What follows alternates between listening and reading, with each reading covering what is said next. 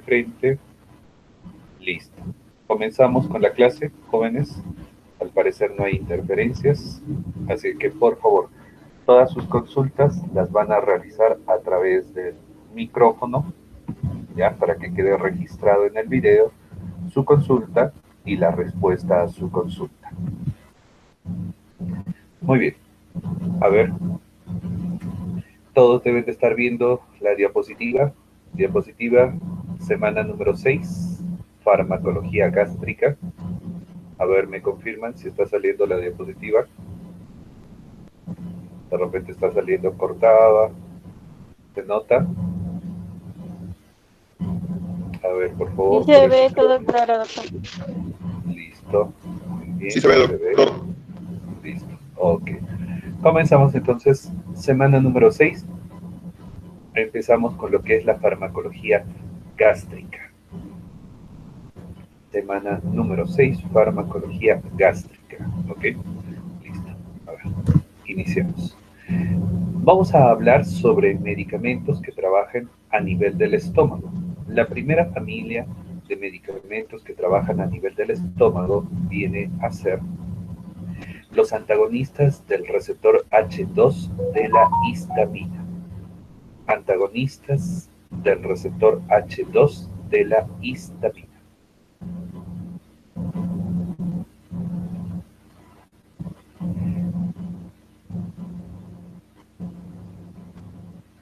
Okay. A ver, vamos a ver. Antagonistas del receptor H2 de la histamina. Quizás ustedes han escuchado hablar sobre esta familia, los antagonistas de los receptores H2 de la histamina.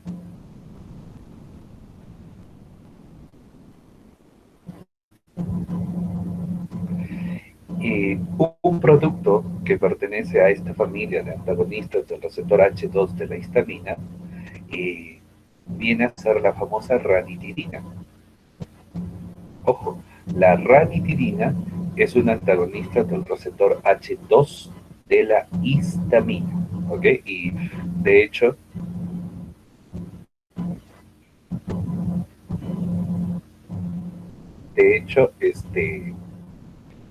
que sí, hasta de repente ustedes han tomado ranitidina alguna vez, porque ranitidina incluso hasta en ampollas a veces quieren inyectar a las personas. Bueno, vamos a ver si sirve o no sirve. Dice,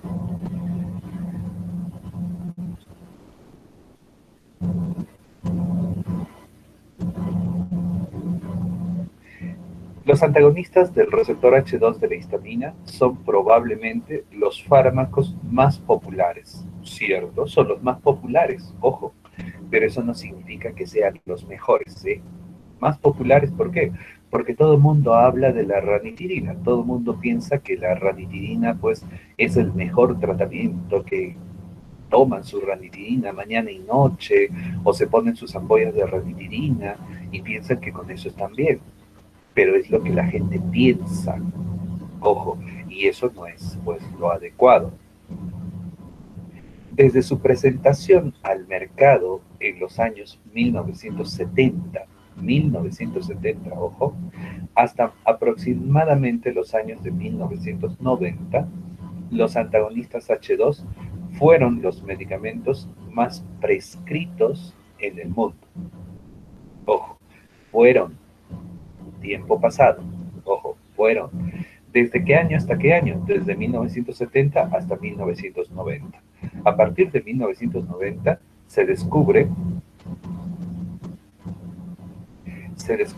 nuevos fármacos a consecuencia de que se descubre la fisiología gástrica, la que estudiamos la clase pasada. Todo eso recién se empieza a conocer a la perfección, los receptores que estaban en la base, el receptor de gastrina, el receptor de acetilcolina, el receptor H2, todo eso recién se descubre casi llegando a los años de 1990. Ojo, 1990. Y ahí es donde aparecen nuevos medicamentos que destronan a los antagonistas de los receptores H2 de la histamina.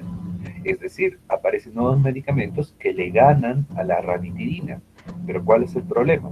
Que justo en los años de 1990 Acá en Perú nosotros estábamos saliendo, nosotros salíamos del gobierno desastroso de Alan García, que fue del 85 al 90, salíamos de ese gobierno desastroso, la crisis económica y encima el terrorismo y todo lo demás, que Perú era un país aislado del planeta. Nadie quería venir a Perú, no había información en Perú, los libros que nos llegaban en esos años eran libros que estaban atrasados por lo menos unos 10 años. O sea, si en 1990 aparecía un libro en Perú, ese libro había sido escrito en 1980. Y toda la información que traía ese libro ya no valía, pues, porque ya estábamos en 1990, 10 años atrás. ¿Por qué? Porque nadie confiaba en el Perú. Entonces, para esos años, en 1990, Perú estaba aislado prácticamente por temor. Los del extranjero no querían saber nada de Perú por el terrorismo. Aparte, consideraban al Perú un país pobre, que por culpa de Alan García nos fuimos a la ruina en esos años. Entonces, a nivel mundial, desde 1990, sí se enteraron que la ranitidina ya no era un buen producto, pero acá en Perú nunca nos llegamos a enterar de eso. Y por eso hasta la fecha incluso seguimos pensando que la ranitidina es un buen producto, lamentablemente. ¿Por qué? Porque hasta la fecha hay lugares en nuestro país que ni siquiera cuentan con internet. Ustedes, fíjense, ustedes son prueba de eso. ¿Cuántos de ustedes o de sus compañeros, perdón, han dejado de estudiar? ¿Por qué? Porque no tienen acceso al Internet, porque la señal de Internet no llega hasta su pueblo, o simplemente no tienen computadora, no tienen un buen celular que pueda captar la señal de Internet. Y hasta la fecha todavía el peruano está aislado de la parte científica, de la actualidad. Y ese es un gran problema para nosotros, en todos los campos, ¿eh? No solamente a nivel de medicamentos, en todos los campos de las ciencias. Dice, desde el descubrimiento del papel del Helicobacter pylori en la producción de úlceras pépticas, el uso de antibióticos y de inhibidores de la bomba de protones, ojo, el uso de los antagonistas H2 ha disminuido y actualmente en el planeta, ojo, es ínfimo. ¿Qué significa? Que a nivel mundial la ranitidina y sus derivados son fármacos que se utilizan muy poco. ¿Por qué? Porque no tienen una gran potencia. En cambio, se supone que en la actualidad contra la úlcera, por ejemplo, están apareciendo antibióticos, ojo, ¿por qué? Porque se ha descubierto que un tipo de úlcera está causada por una bacteria. Entonces, si es una bacteria la que causa la úlcera, entonces para matar a la bacteria yo le tengo que dar antibiótico. Entonces, ojo, en la actualidad, para casos de úlceras se está utilizando antibióticos. ¿Qué más se está utilizando? Los inhibidores de la bomba, que ahora dentro de un instante vamos a estudiar. Pero la ranitidina, que viene a ser los antagonistas de los receptores H2, ha disminuido su uso y actualmente es ínfimo. Ínfimo significa que es despreciable, que es mínimo. Ojo, mecanismo de acción. ¿Por qué desprecian a la ranitidina en la actualidad? Vamos a ver. Los antagonistas H2 suprimen, es decir, detienen la producción de ácido clorhídrico producido por las células parietales del estómago. Sí, eso es lo que se creía hasta hace años atrás, de que la ranitidina, por ejemplo, nos quitaba la producción de ácido. Y punto. Y con eso ya el estómago se quedaba sin ácido. Pero recuerden, la semana pasada hemos visto cuál es el mecanismo para producir ácido. No solamente la histamina, al unirse al receptor H2, puede llegar a producir ácido, sino que hay otros mecanismos para poder producir ácido. Y eso es lo que tenemos que ver en la actualidad.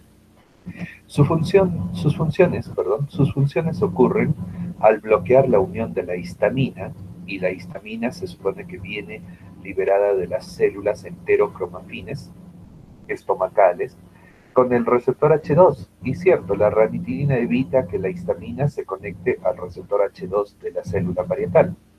Por lo tanto, se impide, dice, la producción de ácido clorhídrico. Bueno, vamos a ver. Tenemos acá a la célula parietal y ustedes fíjense, en la base de la célula parietal nosotros tenemos tres receptores. El receptor de gastrina, el receptor de acetilcolina, el receptor de histamina. Tres receptores, ¿correcto? El receptor de histamina es el receptor H2. ¿Ya? Y en la parte superior de la célula parietal tenemos a la bomba hidrógeno-potasio ATPasa. ¿Sí? Bomba hidrógeno, potasio, ATPasa. Esa es la bomba. Entonces, ¿qué hace la ranitidina? Fíjense, la ranitidina y todos sus derivados, toda su familia, lo que hacen es unirse, se unen al receptor H2, se unen al receptor H2, y cuando se unen al receptor H2, ¿qué pasa? Bloquea al receptor. Por lo tanto, fíjense la imagen.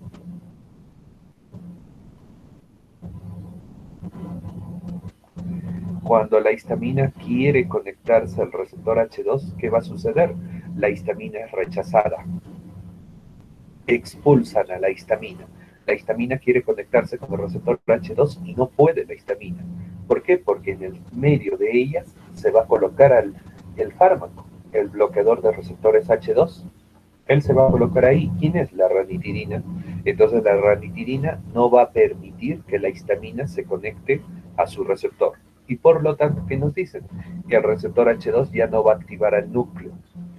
Y si el receptor H2 no activa el núcleo, ya no se va a activar la bomba, dicen. Y por lo tanto ya no va a haber ácido en el estómago. Actualmente, ¿qué opinamos? A ver, alguien de ustedes que me diga, ¿qué opinamos de este mecanismo? ¿Ese mecanismo será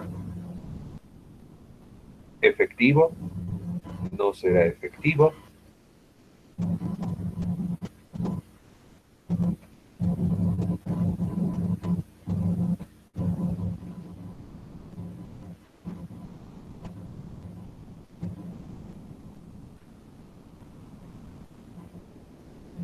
A ver, estoy preguntando, ¿será efectivo o no será efectivo?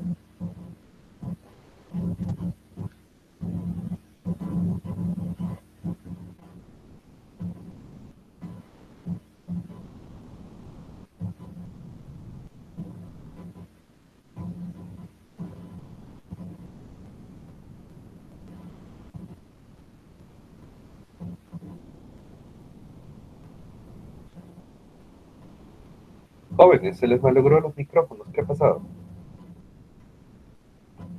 ¿Es efectivo o no es efectivo?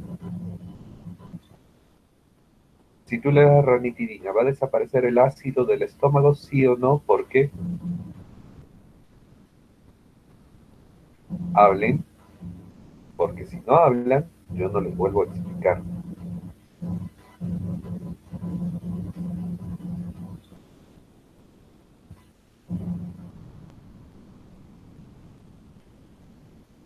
Doctor, solamente bloquearía a la histamina, pero no a la acetilcolina y a la gastrina. Entonces, por lo tanto, la gastrina también produce ácido clorhídrico y la acetilcolina también. Entonces, no sirve. Muy bien, Manuel. Esa es la respuesta. Y eso es lo que se descubrió en 1990. En 1990 se dan cuenta pues que la ranitidina solamente puede disminuir un poco el ácido, disminuir. Pero, ¿qué pasa si la persona empieza a masticar?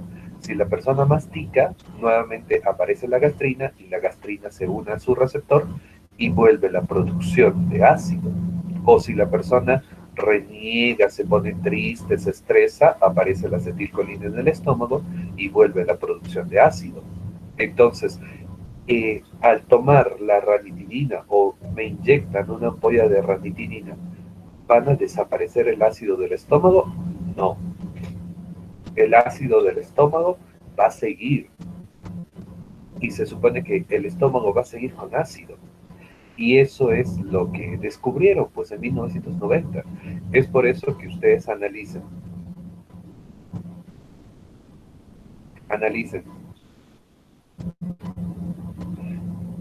Personas que están con gastritis, personas que están con úlcera, que hayan tomado ranitidina, ¿se curaron? Yo les apuesto que esas personas no se han curado, que a esas personas solamente les ha calmado la molestia por un tiempo y después ha vuelto la molestia. Ojo, ¿ya? Y en realidad nunca sanaron, nunca sanaron. Así que eso ustedes pónganse a pensar. Eso piensen ustedes y se van a dar cuenta cómo cuántas personas toman ranitidina para su gastritis, para su úlcera y nunca sanan. Solamente les quita la molestia y luego vuelve la molestia y nunca sanaron. Eso ustedes analizan. Dice, por otro lado, las sustancias que promueven la secreción de ácido clorhídrico como la gastrina y la acetilcolina seguirán trabajando a pesar de haber bloqueado a los receptores H2, ¿cierto? Nosotros con la ranitidina bloqueamos a los receptores H2. Con eso se supone que va a disminuir el ácido. Pero ¿cuál es el problema? De que sigue trabajando los receptores de gastrina, siguen trabajando los receptores de acetilcolina. Por lo tanto, sigue habiendo producción de ácido. Existen 5, ¿ya? Porque se supone que habían 4 antiguos y un moderno. Entonces son 5 fármacos que son antagonistas del receptor de H2 de histamina. O también le puedo decir bloqueadores del receptor H2, es lo mismo, ¿eh? ¿Cuáles son los fármacos? Bueno, los fármacos antiguos son la cimetidina, la ranitidina, la famotidina y la nisatidina. Cimetidina, ranitidina, famotidina, nisatidina. Y últimamente, en los últimos años, ha aparecido un producto llamado lafutidina. Lafutidina. ¿Ok? Entonces son 5 en la actualidad: cimetidina, ranitidina, famotidina, nisatidina y lafutidina. ¿Ok? Que es el último producto que ha aparecido en esta familia. Se absorben rápidamente en el intestino, ¿ya? Es decir, van a entrar a la sangre, con excepción de la nisatidina. La nisatidina no se va a absorber en el intestino. Pasan por un metabolismo de primer paso hepático. ¿Qué significa esto? Que todos estos fármacos, los antagonistas del receptor H2 de la histamina, llegan al hígado. Ojo, a eso se refiere el primer paso hepático. Llegan al hígado y en el hígado se va a anular la mitad del fármaco. Ojo, el hígado llega a anular la mitad del fármaco, lo que significa que si una persona consume 300 miligramos de ranitidina, solamente en su cuerpo trabaja 150. Si el paciente toma 150, en su cuerpo solamente va a trabajar 75. ¿Por qué? Porque del total de ranitidina, la mitad se anula a nivel del hígado. Recuerden eso. Solamente la nisatidina, ojo, como no se absorbe por el intestino, la nisatidina no llega al hígado y por lo tanto la nisatidina no se anula en comparación al resto de productos. Recuerden eso, la nisatidina no se anula en el hígado, en cambio el resto sí pierde, el producto pierde el 50% de su concentración por entrar al hígado. Recuerden eso. Los antagonistas H2 se eliminan por una combinación de procesos metabólicos del hígado y la filtración glomerular y la secreción tubular de los riñones. Es decir, una vez que el hígado lo anula, después todos esos productos pasan ¿a dónde? Al riñón y a las finales terminamos orinando a esos productos, ¿sí? De esa manera los expulsamos del cuerpo. Ahora, como en el metabolismo de estos productos, de los bloqueadores de receptores H2, trabaja el hígado y también trabaja el riñón, debemos de tener mucho cuidado si es que el paciente tiene una insuficiencia renal o tiene una insuficiencia hepática. ¿Por qué?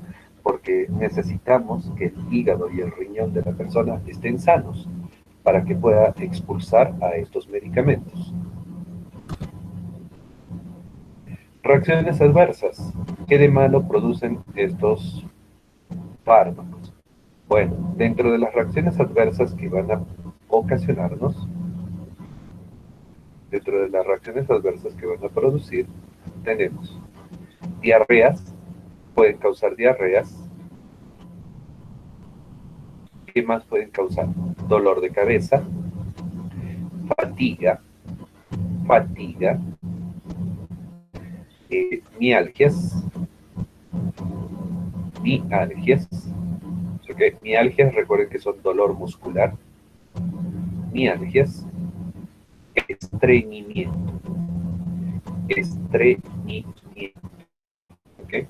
Eso puede causar estos productos, pero ahí no queda la cosa.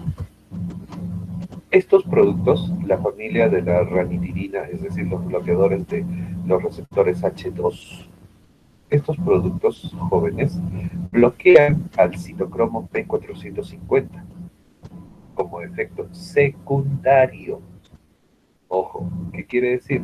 Que todas las personas que consuman ranitidina terminan con el citocromo P450 bloqueado. Ahora, recuerden ustedes, farmacología 1, ¿qué va a suceder cuando bloqueamos al citocromo P450? A ver, díganme, ¿qué pasa cuando se bloquea al citocromo P450? ¿Qué le pasa a la persona? ¿Qué sucede cuando bloqueamos el citocromo P450? A ver.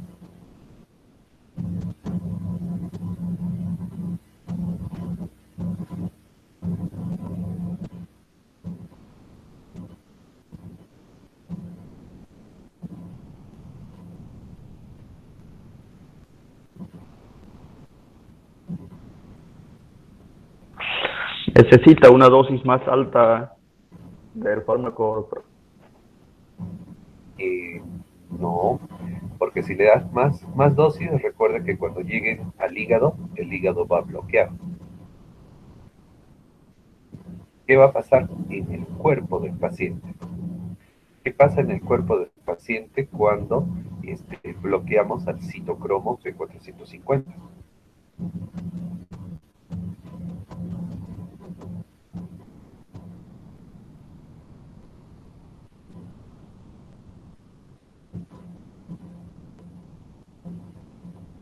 A ver. Hemos hecho en clase, por eso les estoy preguntando. Doctor, yo no habría la biotransformación, ya ¿Qué le que pasa en el cuerpo a la persona? ¿Qué le va a pasar a la persona si se queda sin citocromo P450? Eso hemos hecho. ¿Qué le sucede a nuestros pacientes que se queden sin citocromo P450? Disminuye el citocromo P450 y ¿qué le pasa? Incluso este ciclo hemos hecho. Hemos hablado del citocromo P450.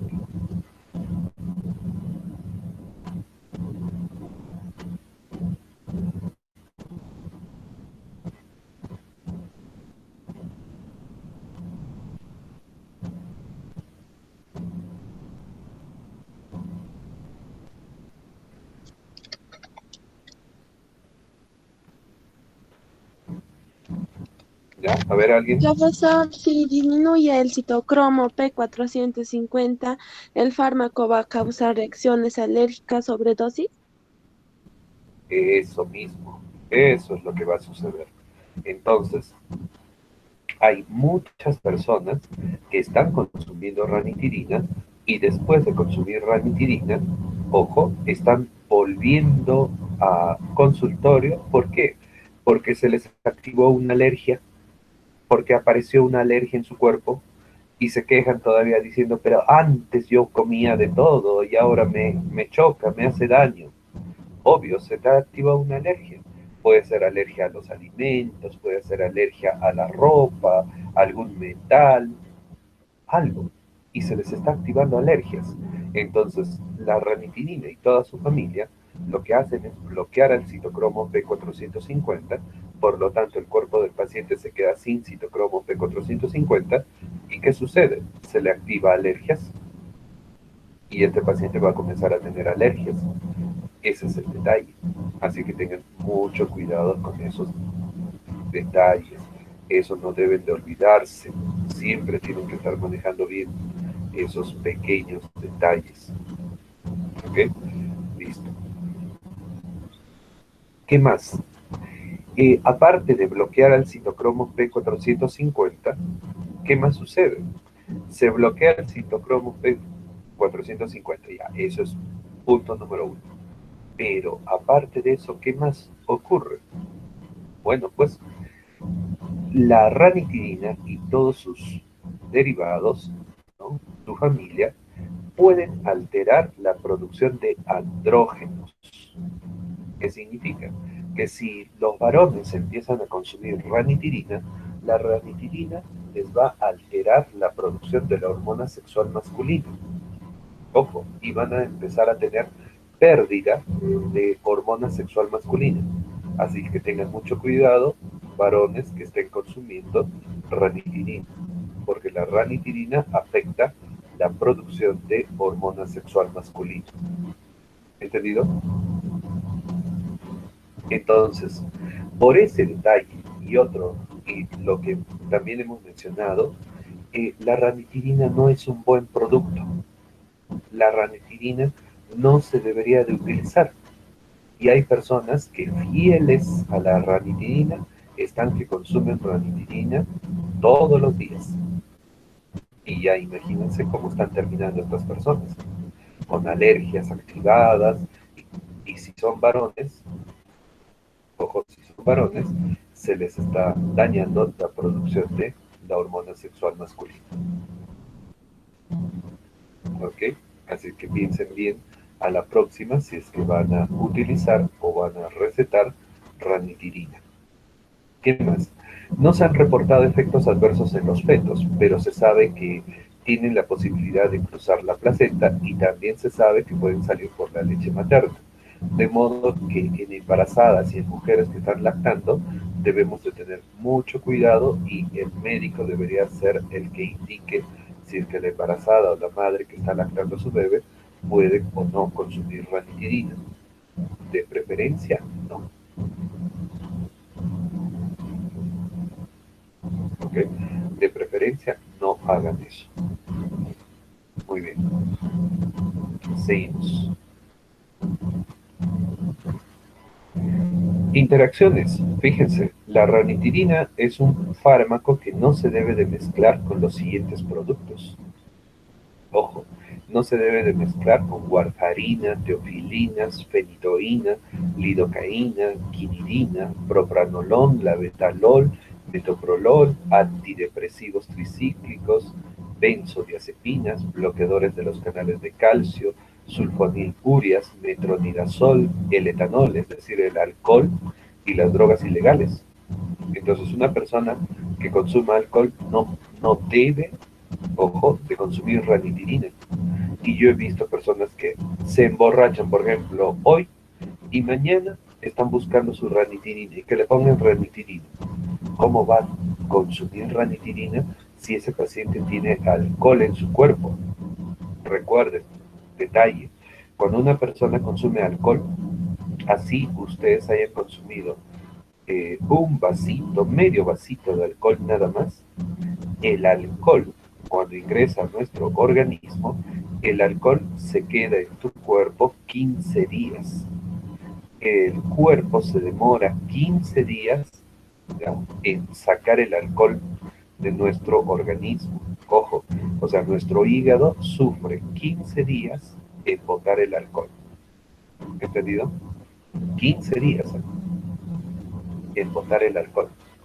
Entonces, por ese detalle, no es tan adecuado pues consumir alcohol. Piénsenlo bien. 15 días el alcohol en tu sangre, ¿ya? Y repito, por más que me digan, no, pero yo he tomado un vasito nada más, está bien. Así hayas metido una gota, el cuerpo se demora 15 días en sacarlo, ¿ya? Eso recuerdo. Por lo tanto, ¿podré consumir ranitidina esos días? No, porque tu cuerpo sigue teniendo alcohol. Ojo. ¿Y qué pasa? Si se mezclan con todos ellos, se te activan más rápido las alergias. Es por eso que ustedes van a escuchar pacientes que hasta se confunden y ¿qué es lo que nos dicen? Que se han intoxicado. Pero no, pues eso no es intoxicación, eso es una alergia que está siendo causada por la ranitidina. Y peor, si mezclamos con estas sustancias que están en las diapositivas, más rápido le está apareciendo la reacción alérgica.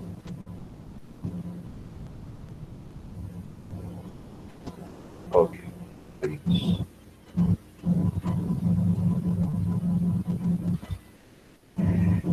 Indicaciones. Bueno, estas indicaciones son antiguas todavía, desde 1970. ¿Para qué nos dicen que sirve la ranitidina?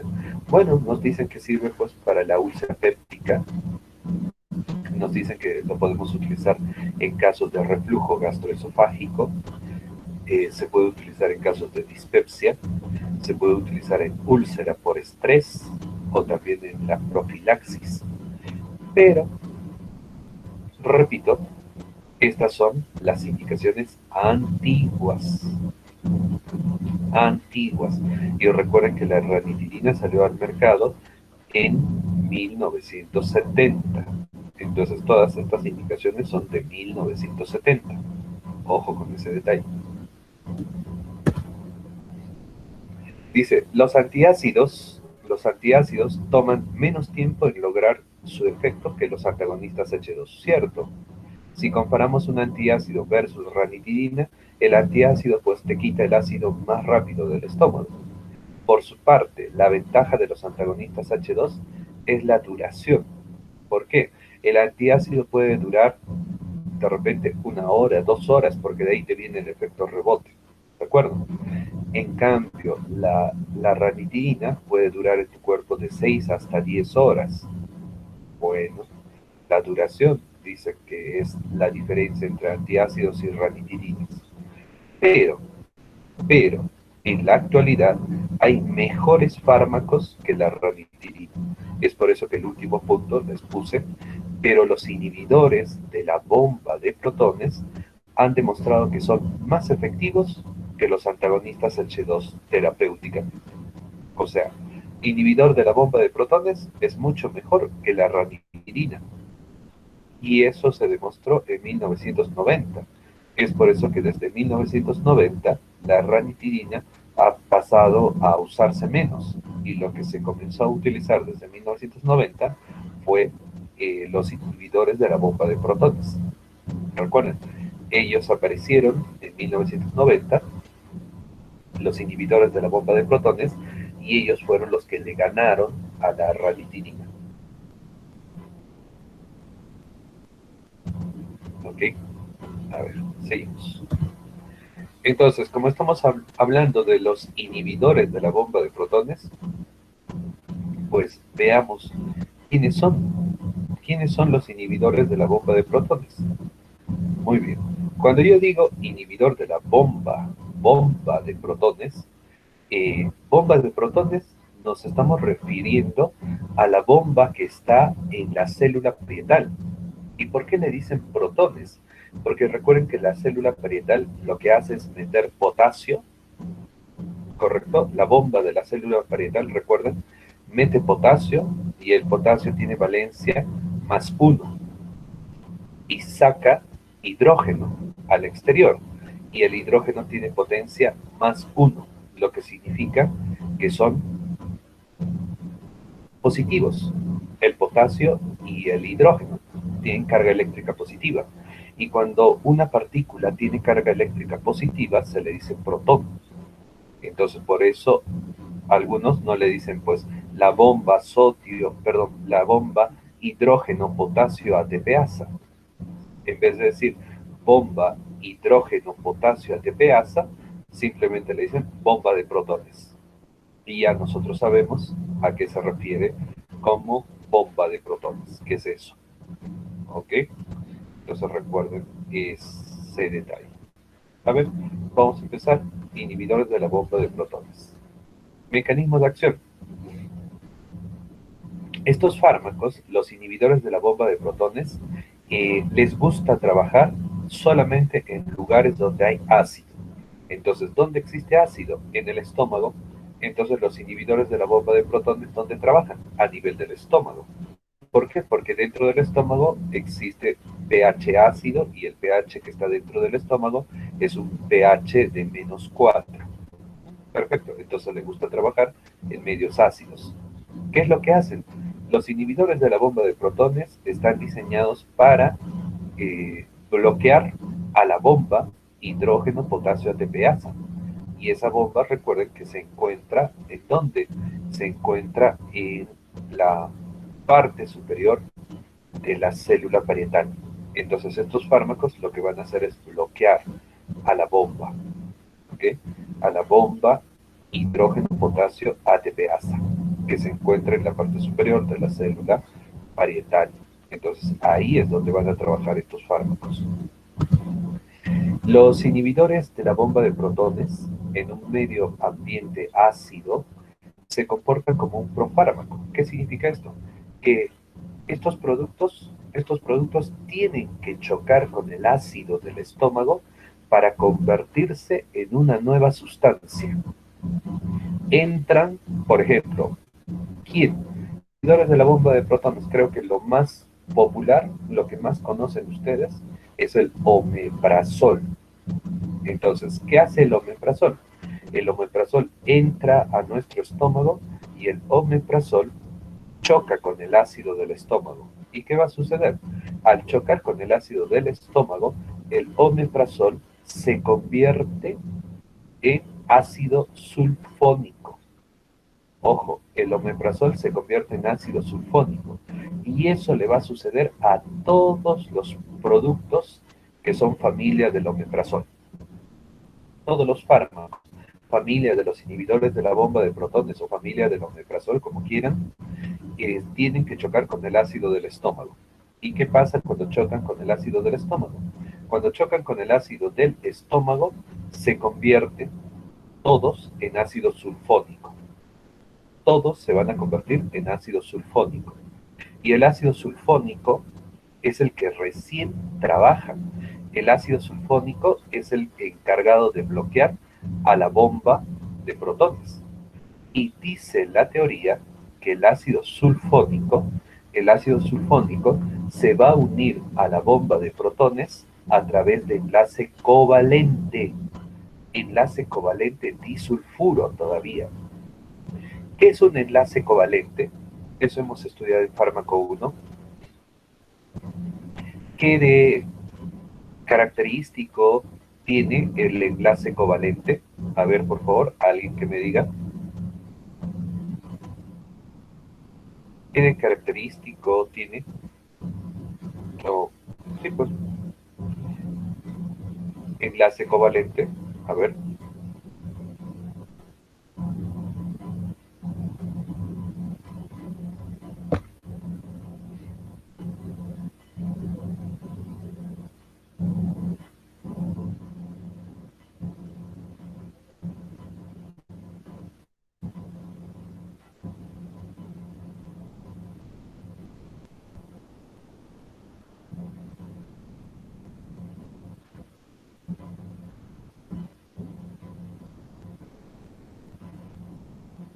¿Ya?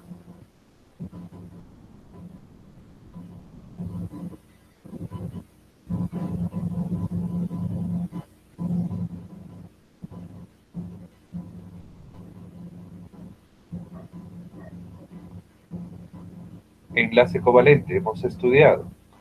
Nada se acuerdan ahora ustedes.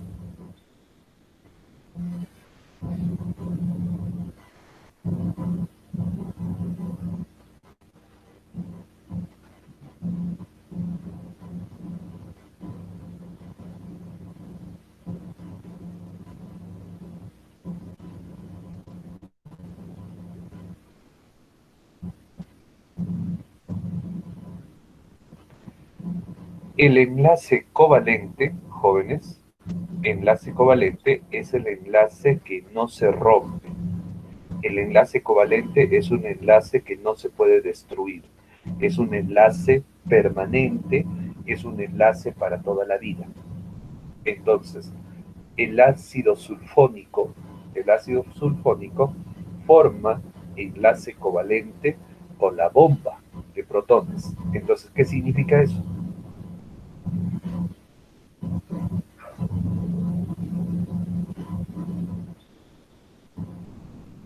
A ver.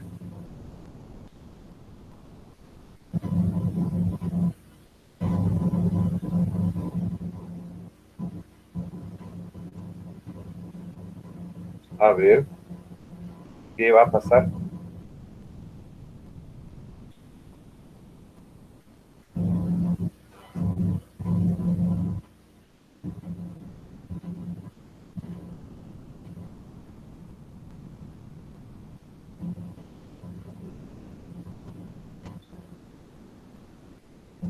Como el ácido sulfónico forma enlace covalente con la bomba de protones, significa que el ácido sulfónico no va a soltar a la bomba de protones, no lo va a liberar.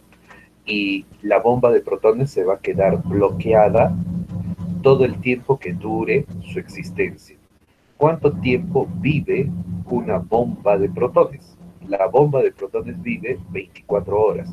Entonces, cuando aparece el ácido sulfónico y se engancha a la bomba de protones, el ácido sulfónico la va a bloquear hasta que la bomba muera. Y esa bomba que está bloqueada por ácido sulfónico nunca más vuelve a funcionar. Entonces, el bloqueo que hacen los inhibidores de la bomba de protones es un bloqueo irreversible. Recuerden eso, irreversible. Vemos acá las partes para ubicarnos dónde está la bomba hidrógeno, potasio, ATPasa. Y ahora vamos a ver cómo trabaja el producto, ¿no? Hemos dicho que estos inhibidores de la bomba de protones van a atacar a la bomba hidrógeno, potasio, ATPasa. Muy bien, así se supone que es el trabajo normal de esta célula, ¿no? Con sus 3 receptores en la base, la bomba en la parte superior. Pero cuando le damos omeprazol o cualquiera de la familia del omeprazol, ¿qué ocurre? Entra el IBP, inhibidor de la bomba de protones, que puede ser, por ejemplo, omeprazol, lansoprazol, pantoprazol, etc. Y cuando choca con el ácido del estómago, ese IBP se convierte en ácido sulfónico. ¿Cuál es la función del ácido sulfónico? El ácido sulfónico va a bloquear a la bomba. Bloquea la bomba hidrógeno, potasio, ATPasa. Fíjense el dibujo. Y cuando se bloquea la bomba hidrógeno, potasio, ATPasa, la bomba deja de funcionar. La bomba va a dejar de funcionar. De repente por la base aparece la gastrina, porque el paciente mastica, y la gastrina se conecta al receptor, y la gastrina manda su señal al núcleo, y el núcleo manda su señal a la bomba, pero ¿qué pasa? La bomba está bloqueada, no funciona. Entonces, por más gastrina que aparezca, la gastrina pues no va a activar a la bomba, porque la bomba está bloqueada. Igualito, aparece acetilcolina, la acetilcolina se une a su receptor, activan al núcleo, pero la misma historia. La bomba está bloqueada, entonces no va a funcionar. Ojo, no va a funcionar esto. Igual con el receptor H2. El receptor H2, ojo, se une a la histamina se une con el receptor H2, ¿y qué pasa? Mandan su señal al núcleo, el núcleo manda la señal a la bomba, pero la bomba está bloqueada. Entonces, por más gastrina, acetilcolina y histamina que aparezcan, la célula no va a activar a la bomba. Y si la bomba de hidrógeno, potasio, ATPasa no funciona, ¿qué sucede? Fíjense lo que está ahí escrito. El potasio se quedará fuera de la célula. ¿Ya? El potasio se queda fuera de la célula y el hidrógeno se quedará dentro de la célula. Si el hidrógeno se queda dentro de la célula, ¿qué va a suceder? El hidrógeno ya no va a salir, por lo tanto el hidrógeno no se va a unir con el cloro y ya no se formará el ácido clorhídrico.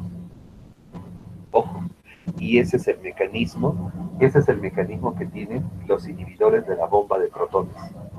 ¿Entendido? Ahora, los inhibidores de la bomba de protones constituyen uno de los más grandes avances en la terapia de ¿qué cosa? ¿En qué casos usamos los inhibidores de la bomba de protones? Utilizamos en reflujo gastroesofágico, se utiliza en casos de úlcera péptica, se utiliza también para la erradicación del Helicobacter pylori, se utiliza en la prevención, tratamiento de úlceras por antiinflamatorios no esteroideos, es decir, por úlceras causadas por AINES, ojo, y también se utiliza en una enfermedad llamada el síndrome de Zollinger-Ellison. El síndrome de Zollinger-Ellison es una enfermedad en la cual el estómago comienza a producir ácido de forma excesiva. Hay un exceso de ácido en el estómago. A eso le llamamos el síndrome de Zollinger-Ellison.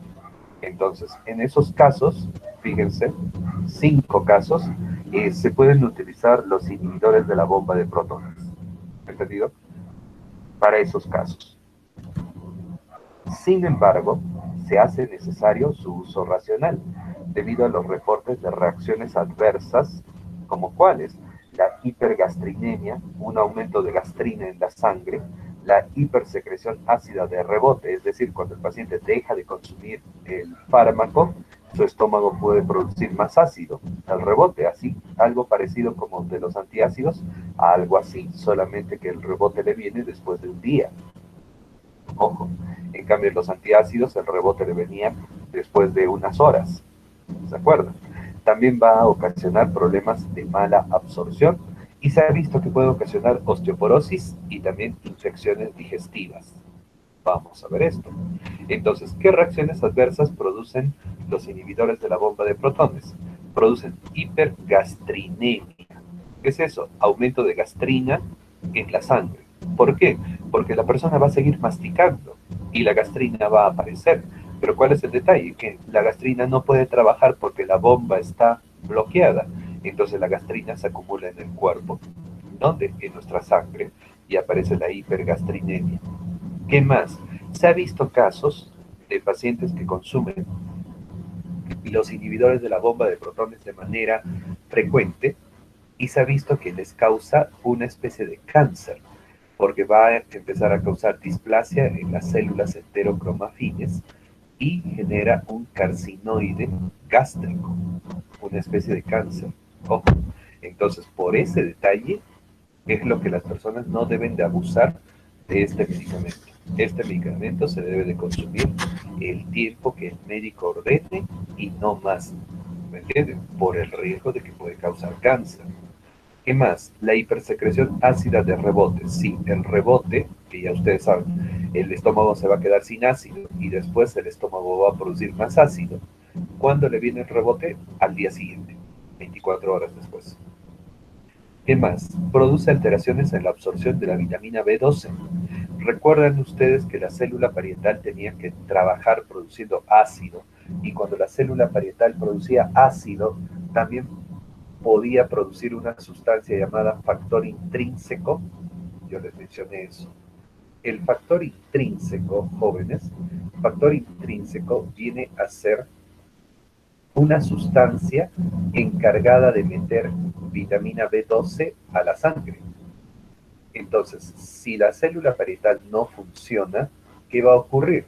No va a meter vitamina B12 a la sangre y por lo tanto la sangre del paciente se queda sin vitamina B12. Todo nuestro cuerpo se queda sin vitamina B12. ¿Me entienden? ¿Por qué? Porque no hay ácido, pues. Y si no hay ácido, no hay producción de factor intrínseco. Y por lo tanto, la vitamina B12 no entra a nuestra sangre. Recuerden eso.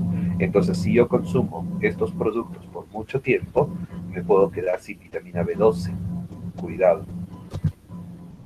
Otro, produce alteraciones en la absorción de hierro, ¿cierto? Para que el hierro, jóvenes, para que el hierro entre a nuestro cuerpo, para que entre a nuestra sangre, perdón, se necesita la presencia de ácido en el estómago. Si no hay ácido en el estómago, el hierro no entra a la sangre. Eso es un requisito importante. Por eso no sé si ustedes alguna vez han escuchado que cuando al paciente le damos sus pastillas de sulfato ferroso, le decimos que tome con jugo de naranja. ¿Han escuchado eso o nunca han escuchado? Lo del sulfato ferroso, que se toma con jugo de naranja. Sí, doctor. Ya, muy bien.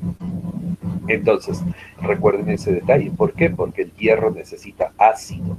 Y si yo le voy a dar omeprazol, le voy a quitar ácido al estómago, porque no, la bomba no va a soltar hidrógeno. Entonces el estómago se va a quedar sin ácido. Por lo tanto, si el estómago se queda sin ácido, ese día el hierro no entra a la sangre. ¿Entendido? Otro elemento que necesita ácido para poder absorberse es el calcio. Ojo, nuestro estómago necesita tener ácido, ¿para qué? Para meter calcio. Sin ácido, el calcio no entra a la sangre. Ojo con ese detalle. Necesitamos calcio para que pueda entrar, necesitamos ácido para que el calcio pueda entrar a la sangre. ¿Están entendiendo? Entonces, y si yo le quito el ácido al estómago, ¿qué va a pasar? El calcio no va a entrar. Y si el calcio no entra, el hueso se va a dañar. Porque recuerden que cada vez que disminuye calcio en nuestra sangre, aparece la osteoporosis. Ojo, y si no hay calcio, los huesos se van a debilitar. El paciente se cae y se puede romper el hueso, fracturas. ¿Por qué? Porque está perdiendo calcio por culpa de estos medicamentos. Ojo, por culpa de estos medicamentos, el paciente está perdiendo calcio. Entonces, saquen ustedes su cuenta, si vale o no vale la pena. Y por último, recuerden que el ácido del estómago es un mecanismo de defensa. Nuestro estómago se defiende gracias al ácido que tiene. Cuando de repente por la boca entran bacterias, muchas de estas bacterias van a llegar al estómago. Pero lo interesante es de que hay varias bacterias, ¿ya?, que entran por nuestra boca, que cuando llegan al estómago chocan con el ácido del estómago. Y al chocar con el ácido del estómago mueren. Entonces, esa es una ventaja para nosotros. ¿Me entienden? Por lo tanto, si el estómago tiene ácido, el estómago nos va a proteger. Y se supone que nos va a proteger de las bacterias. Por lo tanto, no voy a tener infecciones. Ahora, ¿qué pasa si le quito el ácido al estómago? Ya, no va a haber producción de ácido porque estoy bloqueando la bomba. Entonces el estómago se queda sin ácido. Si por ahí se mete una bacteria, la bacteria va a llegar feliz al estómago y del estómago va a pasar al intestino y el paciente va a empezar a tener diarrea. ¿Entienden? Por eso se supone que les coloco ahí que existe riesgo de infecciones. ¿Están entendiendo? Por eso estos medicamentos no se deben de consumir de manera prolongada. ¿Por qué? Porque son peligrosos.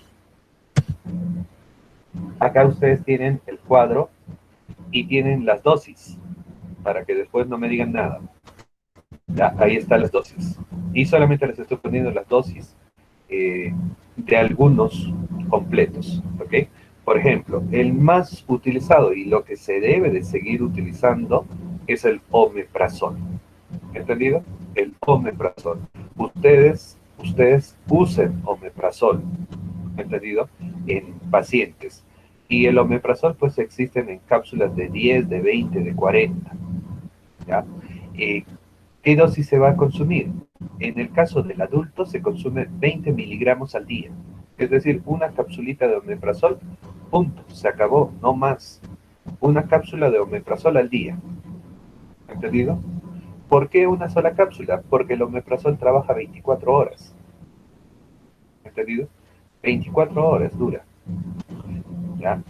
Y sus cápsulas viene de 20 miligramos. Así que perfecto. En el caso de los niños, hay que esperar que el pediatra sea el que dé la orden. Ustedes no se metan a dar omeprazol a niños. ¿Entendido? Recuerden, eh, en farmacología, ¿quiénes consideramos adultos? ¿A partir de qué peso? ¿A partir de cuántos kilos ya le damos dosis de adulto? A ver, ¿quién se acuerda? 30 para arriba. ¿De cuánto? No te escuché. 30 kilos para arriba, doctor. Muy bien, de 30 kilos para arriba. De 30 kilos para arriba, nosotros farmacológicamente, ¿ah? Farmacológicamente lo consideramos adulto ya. ¿Entendido? Entonces, de 30 kilos para arriba, su cápsula de 20 miligramos. Se acabó. Listo. No se hagan problemas. ¿Ok? Ahora, pero existen en el mercado, jóvenes, lansoprazol, rabeprazol, pantoprazol, esomeprazol. ¿Saben qué es lo que nos dice la teoría? La teoría nos dice, jóvenes, la teoría nos dice de que estos medicamentos se deben de utilizar cuando la persona haga resistencia al omeprazol. ¿Y cómo tú vas a saber que el paciente es resistente al omeprazol? Cuando tú le das omeprazol a tu paciente y no funciona. Ahí recién tú te vas a dar cuenta si el paciente es resistente o no. ¿Me entiendes? ¿Ya? Y cuando sea resistente, pasarás a darle el siguiente. Y cuando sea más resistente a ese, le das el siguiente, el siguiente, el siguiente. ¿Me entiendes? Lo que están haciendo en la actualidad es que de frente, por ejemplo, yo he visto que están dando pantoprazol. Es más, acá en Huancayo he visto a un médico que está recetando esomeprazol. Entonces, ¿qué está haciendo? Está gastando todo. Ya, si tú le mandas esomeprazol, prácticamente ya le estás mandando el más fuerte. ¿Me entiendes? Entonces, cuando ese paciente se vuelva resistente al esomeprazol, ¿qué fármaco le vamos a dar? Porque de un potente no puedes bajar a un simple. Así no funciona la farmacología. Si tú le has dado un fármaco potente, le tienes que dar ahora un fármaco mucho más potente. ¿Me entiendes? Es por eso que lo que están haciendo, están malogrando los tratamientos. Y se supone que a los pacientes deberíamos de darle fármacos que sean más simples. Fármacos que sean el simple en este caso sería omeprazol. Entonces nosotros deberíamos de darle a nuestros pacientitos omeprazol. Si por ahí el paciente nos dice que el omeprazol no le está haciendo nada, ahí recién pasaríamos a darle otro más fuerte. ¿Me entiendes? Pero recuerden, lo que está pasando en la actualidad es que de frente le están mandando el más fuerte. Y eso es un error que están cometiendo. ¿Entendido? ¿Se entiende? Ya, así que jóvenes, recuerden, ustedes comiencen con omeprazol. Y de ahí, cuando el paciente se vuelva resistente al omeprazol, recién pasen al otro producto. Ahora, ¿por qué lo están haciendo? Por ganar dinero, porque dar omeprazol está barato comparado con el pantoprazol, el omeprazol que está más caro. Entonces, ¿qué les conviene? Venderlo más caro, pero están malogrando pues el cuerpo del paciente.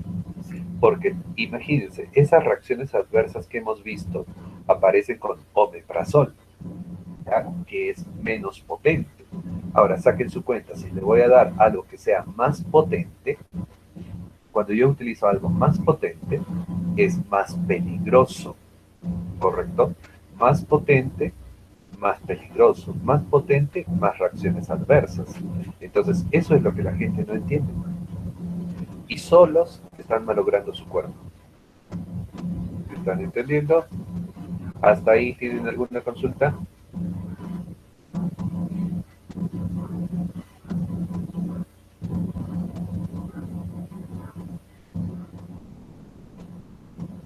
Todo claro, doctor.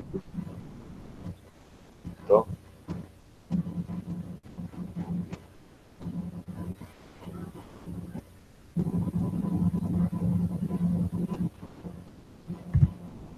Siguiente.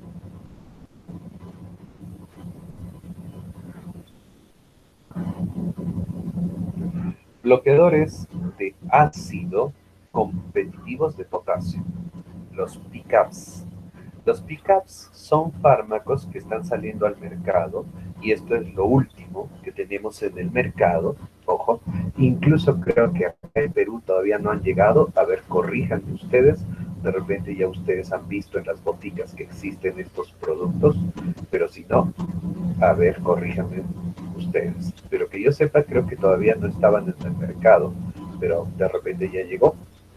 Los bloqueadores de ácido competitivos de potasio. ¿Qué son estos fármacos? Bueno, estos fármacos han salido al mercado como la competencia del omeprazol, o sea, competencia de los inhibidores de la bomba de protones. Es la competencia. ¿Ok? Son una familia nueva que está en el mercado, los bloqueadores del ácido competitivos de potasio, y han salido 3 fármacos. Ha salido el vonoprazan, el soraprazan y el tegoprazan. Vonoprazan, soraprazan, tegoprazan. ¿Cómo actúan? Actúan como inhibidores de la bomba de protones. Ah, pero se parecen a los inhibidores entonces de la bomba de protones. El mecanismo es distinto, fíjense. Dice, su acción es bloquear la producción de ácido. Pero ¿cómo bloquean la producción de ácido? Compitiendo con el potasio. O sea, ¿qué es lo que van a hacer estos medicamentos? Van a atacar al potasio. Recuerden ustedes que la bomba hacía un intercambio entre potasio e hidrógeno. Entonces lo que van a hacer estos medicamentos va a ser atacar ese intercambio. Dicen, se unen de manera muy específica, competitiva y reversible al sitio de unión del potasio, de la bomba de protones, lo que inhibe la actividad de la bomba y la secreción de iones hidrógeno en el interior del estómago. Vamos a ver el dibujo y con eso se van a dar cuenta mejor. Fíjense, tenemos acá la bomba, ya sabemos cómo funciona la bomba, ¿no? Metiendo potasio y sacando hidrógeno. Así funciona la bomba. Muy bien. Ahora, ¿qué hacen los PCABs? Los PCABs, fíjense, se van a colocar a nivel de la bomba, ¿ya? Llegan a la bomba, ¿y qué es lo que hacen? Bloquean la entrada de potasio. Entonces, cuando el potasio quiere ingresar a la célula, porque se supone que la bomba hace eso, ¿no? Mete potasio a la célula, el potasio choca con el PCABs y no puede ingresar a la célula. Entonces, por una acción contraria, si el potasio no ingresa a la célula, ¿qué ocurre? El hidrógeno no puede salir. Entonces, si el potasio no ingresa a la célula, el hidrógeno no sale. Y si el hidrógeno no sale, el hidrógeno ya no se va a unir con el cloro y por lo tanto no van a formar ácido clorhídrico. Y ahí es donde se bloquea la producción de ácido. Entonces, de esa manera trabajan los PCABs. Ojo, los PCABs evitan la entrada de potasio a la célula. ¿Están entendiendo?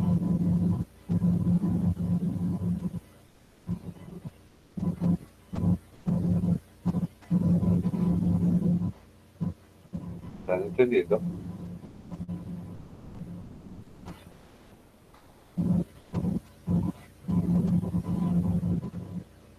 ¿Se entiende cómo trabajan los PCABs? ¿Tienen alguna duda? Pregúntenle una vez, si no para pasar a otro tema. No, doctor, todo está claro. ¿Ah? Los demás.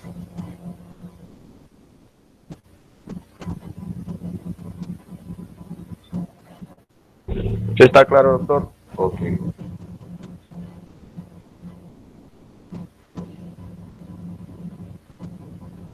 Bueno. Entonces, recuerden que los pickups jóvenes están en el mercado recién han salido al mercado. Entonces, todavía no se tiene toda la información, por ejemplo, sobre las reacciones adversas, no se tiene la información sobre los usos específicos y nada por el estilo, porque justo apareció lo de la cuarentena, la famosa pandemia, y todos los trabajos se han bloqueado. ¿Ok?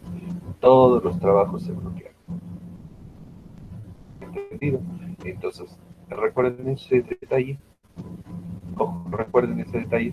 Todo ha sido bloqueado por culpa de la pandemia, entonces no hay trabajos de investigación, no se está avanzando nada sobre los estudios, etcétera. Todos están abocados a buscar la vacuna del coronavirus. Entonces, información sobre los pickups no hay más. Todo se quedó estancado hasta ahí. Yo espero que el próximo año todo esto se vuelva a activar y tengamos pues información más completa sobre los pickups. Así que ténganlo presente y recuerden que existe una nueva familia, y esta nueva familia se llama bloqueadores de ácido competitivos de potasio. Bloqueadores de ácido competitivos de potasio, ahí está en el título, en la parte superior. ¿Ok? Y su símbolo, pickups. ¿Ok? Cambiamos de tema. Esos fueron fármacos que estaban bloqueando, ¿qué cosa? Estaban bloqueando la producción de ácido. Fármacos bloqueadores de la producción de ácido. Son fármacos que bloquean la producción de ácido. Perfecto. Ahora vamos a cambiar de tema y vamos a hablar de fármacos protectores de la mucosa gástrica. Al pasar los años, la industria farmacéutica pues ha ido mejorando el tratamiento de la gastritis, del tratamiento de la úlcera. ¿Y qué descubre la industria farmacéutica? Bueno, descubre pues que puede existir fármacos que sean capaces de proteger la pared del estómago. ¿Proteger de qué? Proteger a la pared del estómago del ácido. Es decir, evitar que la pared del estómago se queme. ¿Se acuerdan ustedes? Les dije que de manera natural había alguien que protegía el estómago. ¿Cuál era? ¿Quién protegía el estómago de manera natural?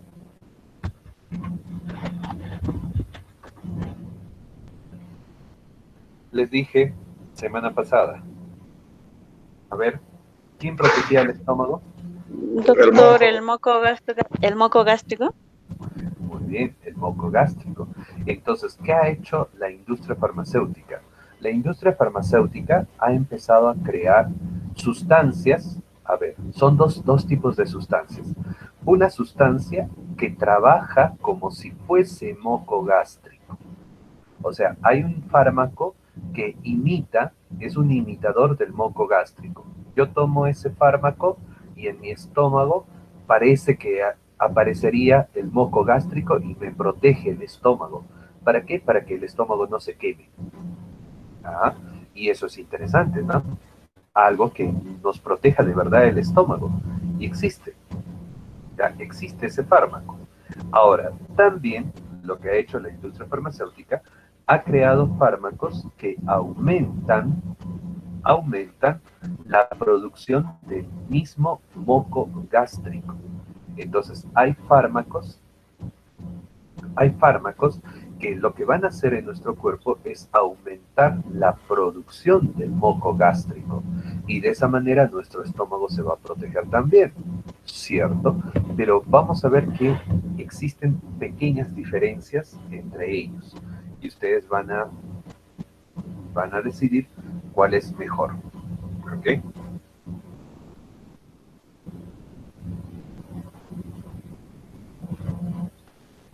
Primer fármaco que vamos a estudiar. Sucralfato. Sucralfato. A ver, vamos a ver qué hace el sucralfato. Sucralfato, ojo, técnicamente el sucralfato viene a ser un complejo formado por, y ahí viene su nombre químico, octasulfato de sacarosa e hidróxido de polialuminio. Octasulfato de sacarosa e hidróxido de polialuminio. Entonces, ¿qué pasa cuando consumimos el sucralfato?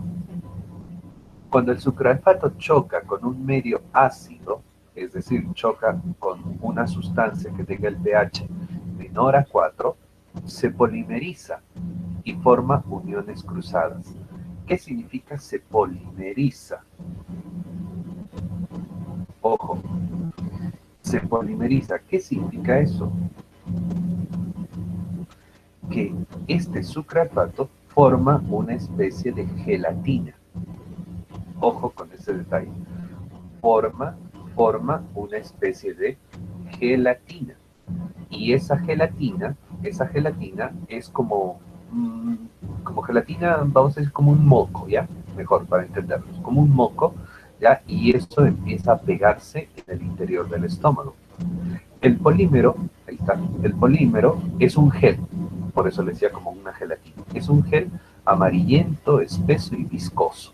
Entonces, tú tomas tu cucharada de sucralfato o de repente una tableta masticable de sucralfato, porque vienen las dos presentaciones, y cuando el sucralfato llega a tu estómago, se transforma en un gel amarillento, espeso y viscoso. Forma, ¿qué cosa? Una capa protectora encima de las heridas que tenga el estómago. De esta manera, la herida que está dentro del estómago va a quedar protegida. ¿Para qué? Para que pueda cicatrizar. Porque el problema de la úlcera, el problema de la gastritis, es de que son lesiones que están en el estómago, pero ¿cuál es el problema? El problema de estas lesiones es de que estas lesiones, jóvenes, no sanan. ¿Por qué? Porque todos los días le sigue llegando ácido. Es como que de pronto, a ver, tú hazte una herida, ya, por ejemplo, en tu dedo, te haces una herida, y todos los días le echas jugo de limón, todos los días, y le sobas todavía. Sobas con jugo de limón, todos los días. Va a cerrar la herida, la herida no cierra, ¿entiendes? Y te arde, te quema. Igualito sucede con el estómago. Dentro de tu estómago tienes una herida y todos los días a la pobre herida le cae ácido. ¿Me entiendes? Y por eso esa herida no sana, porque todos los días le está cayendo ácido. A ver. Fíjense acá. Fíjense la imagen. Ojo. Ahí yo les estoy colocando una úlcera, la foto de una úlcera. Miren, cuando nos hacen la endoscopía, así se mira la úlcera. Fíjense la primera imagen superior, ahí donde están las flechas negras. Ahí estamos viendo, ese paciente tiene dos úlceras que están juntas. Las úlceras, ya sea en el duodeno o en el estómago, las úlceras son lesiones blancas. A ustedes de repente alguna vez dentro de la boca les ha salido úlceras y son dolorosas esas úlceras de la boca, ¿no? Lo que creo que algunos de ustedes yo ya les enseñé que eso se llama aftas. Entonces, ¿qué sucede? Que las úlceras son igualitas en el estómago. Fíjense, esas lesiones son blancas. ¿Están viendo? Lo que está apuntando en la flechita negra. Son blancas, ya ahí les presento, así se mira una úlcera. Ahora, cuando tomamos el sucralfato, ¿qué va a suceder? Que el sucralfato, su primera misión, la primera función que tiene el sucralfato es de formar un escudo protector encima de la úlcera. Entonces, cuando el sucralfato entra al estómago de esta persona, el sucralfato se va a pegar encima de la úlcera, formando un escudo protector. Ojo, forma un escudo protector encima de la úlcera. Forma el escudo protector. Ojo, encima de la úlcera.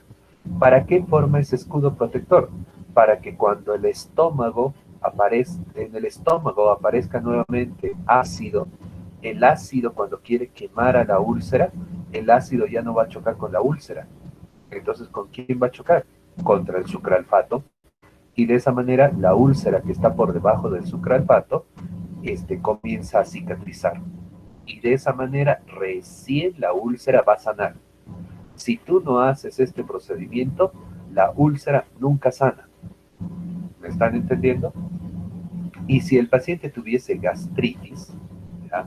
Si el paciente tuviese gastritis, el sucralfato, aparte de pegarse encima de las úlceras, el sucralfato, ojo, el sucralfato se pega encima de toda la pared del estómago y forma un escudo protector a toda la pared del estómago, como si fuese el moco protector. Fíjense.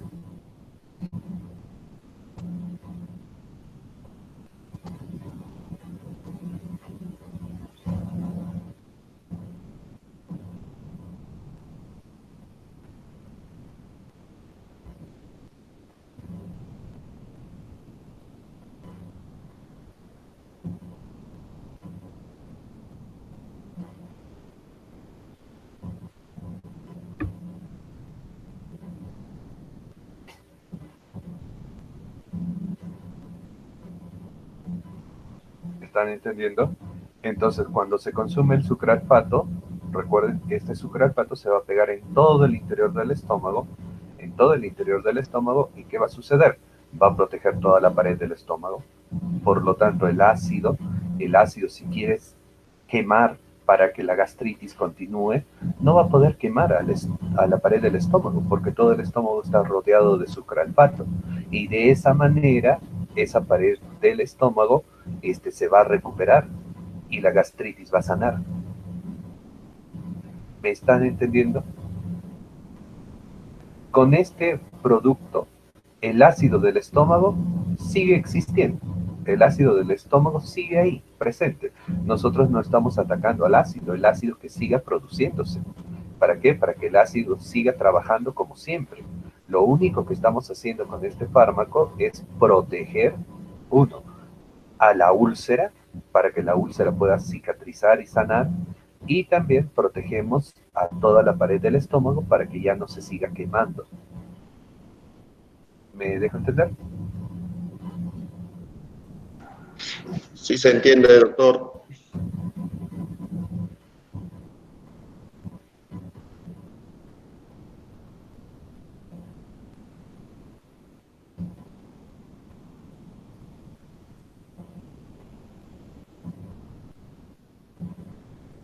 ¿No?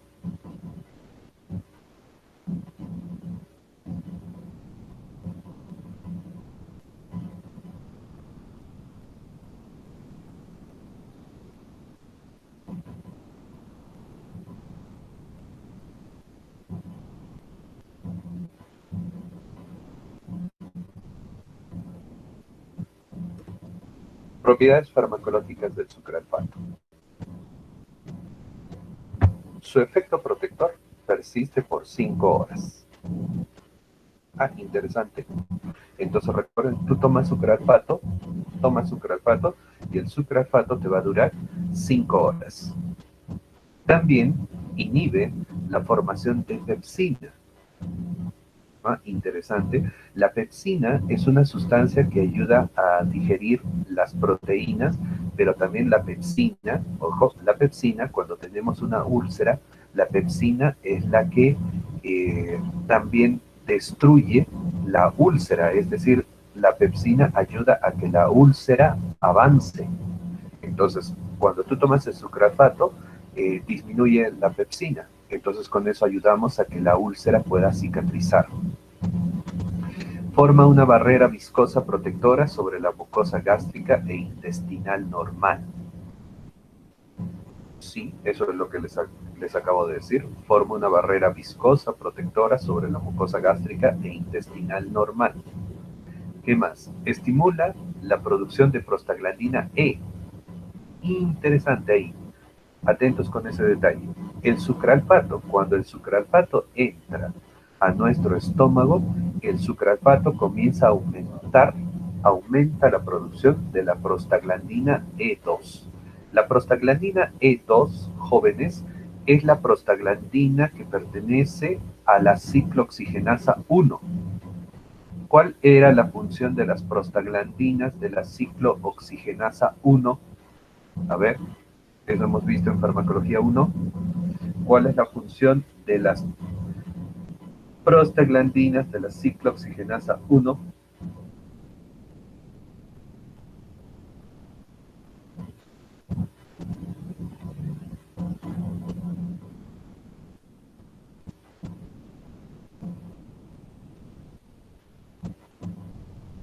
Doctor, produce moco gástrico. Produce moco gástrico. Entonces, si el sucralfato, ojo, sucralfato, aumenta la producción de prostaglandinas E2, ¿qué va a pasar? Si aumenta la prostaglandina E2, la prostaglandina E2 va a ayudar a producir moco. Ojo con ese detalle. Si aumenta la producción de prostaglandina E2, la prostaglandina E2 ayuda a producir moco gástrico de manera natural. Entonces, imagínense, yo tomo sucralfato, el sucralfato me protege, bacán. Pero aparte de eso, el sucralfato aumenta la producción de prostaglandina E2. Y con eso aumenta pues la producción de moco gástrico de manera natural. ¿Están entendiendo? ¿Ya? Entonces, ahí tienen ventajas del por qué se puede utilizar sucralfato. Detalles: solo se absorbe el 5% del disacárido y el 0.02% del aluminio. ¿Qué significa? Que no ingresan a la sangre. No ingresan a la sangre. Excelente. Actúan en forma local en el sitio de la úlcera y no se metabolizan. ¿Qué significa? No entran al hígado, ¿cierto? No entran al hígado. ¿Por qué? Porque no entran a la sangre. Entonces no se metabolizan. No va a entrar al hígado. ¿Ok? No entran al hígado. Perfecto. ¿Qué más? La dosis administrada, el 90% de la dosis que consuma el paciente se va a eliminar a través de las heces. ¿Por qué? Porque como no entran a la sangre, el sucralfato llega al estómago, del estómago pasa al intestino y del intestino pasa a las heces. Y por lo tanto sale por las heces. ¿Entendido? ¿Ya? Así que si el paciente está mal del hígado, puede tomar sucralfato para su estómago, sí, porque no va a entrar a la sangre. Indicaciones. ¿En qué casos vamos a utilizar sucralfato? Sucralfato vamos a utilizar en tratamiento y profilaxis de la úlcera duodenal. Chévere. Tratamiento y profilaxis de la úlcera duodenal. También se utiliza como tratamiento de la úlcera gástrica. ¿Ya? Tratamiento de la úlcera gástrica. También se utiliza como tratamiento del reflujo gastroesofágico. Ahí, por ejemplo, miren, les he puesto a mayor aumento la fotografía de una úlcera. Miren cómo se observa una úlcera.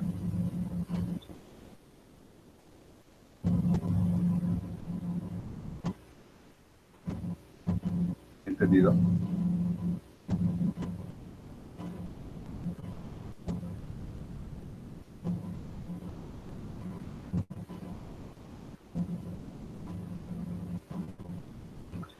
Entonces recuerden eso. tratamiento de la úlcera gástrica, tratamiento del reflujo gastroesofágico, tratamiento de la úlcera duodenal. Internamente, yo les puedo decir que también lo debemos utilizar en gastritis. Excelente para la gastritis. Ahora, contraindicaciones.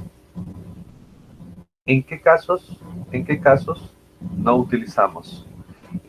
No debemos de mezclar el sucralfato si es que el paciente está consumiendo tetraciclinas. Y sería un pecado que la persona consuma tetraciclinas, porque yo ya les he dicho que es un pésimo antibiótico. Entonces, tetraciclinas no se debería de utilizar, pero por ahí de repente alguien aparece consumiendo tetraciclinas. No se mezcla con tetraciclinas. ¿Qué más? No se mezcla con quinolonas, no se mezcla con la cimetidina, que es la familia de la ranitidina, no se mezclan, tampoco con las teofilinas, y hay que tener cuidado del sucralfato con las vitaminas liposolubles. Entonces, si el paciente está consumiendo sucralfato, no le des tus multivitamínicos, tónicos, que traigan vitaminas liposolubles. ¿Entendido? Porque ahí sí hay una contraindicación. ¿Entendido? ¿Ya? Entonces recuerden eso. Quinolonas, tetraciclinas, la ranitidina, cimetidina, teofilinas y las vitaminas liposolubles.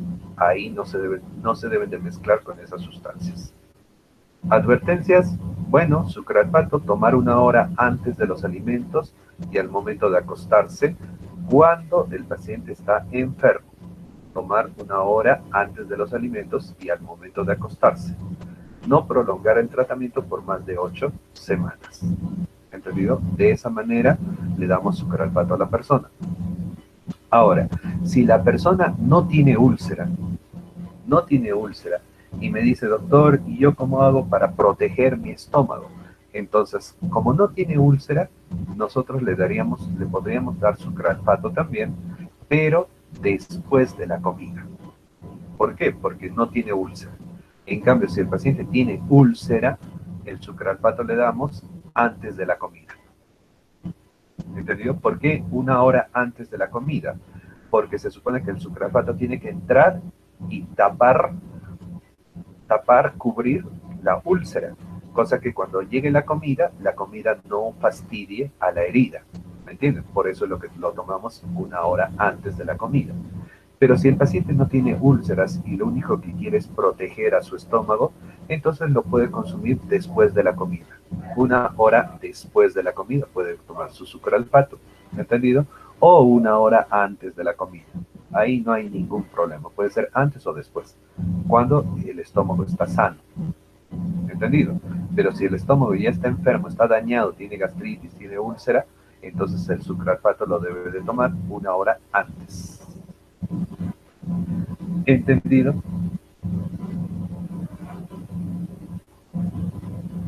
Sí, doctor. Está claro, doctor.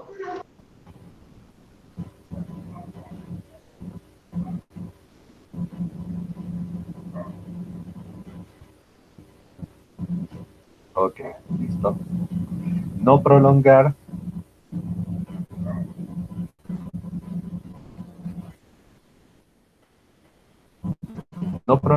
el tratamiento por más de 8 semanas. Entonces el límite máximo, ¿cuánto tiempo puede consumir? Es 8 semanas. Ojo, máximo son 8 semanas.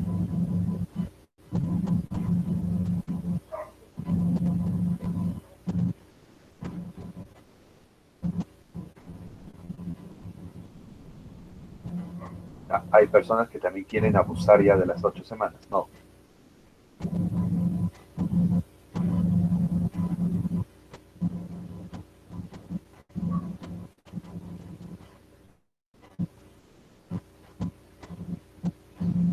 Listo. A ver, sigamos.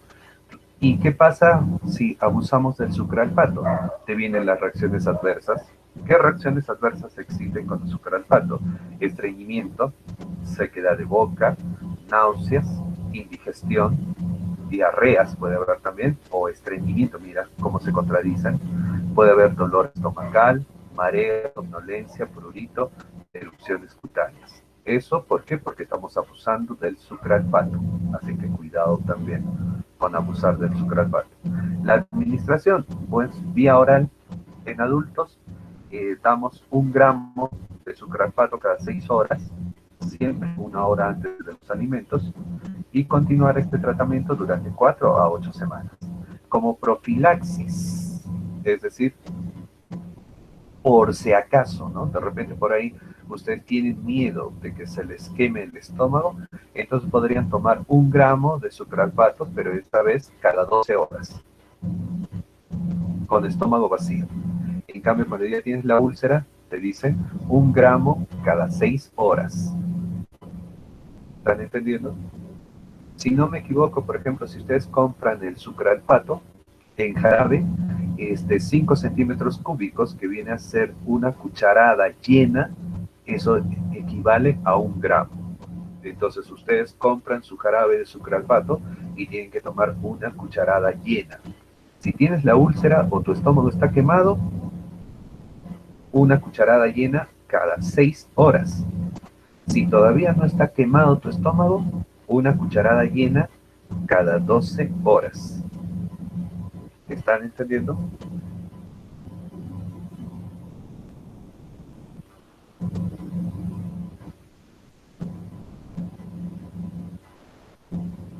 ¿Se entiende?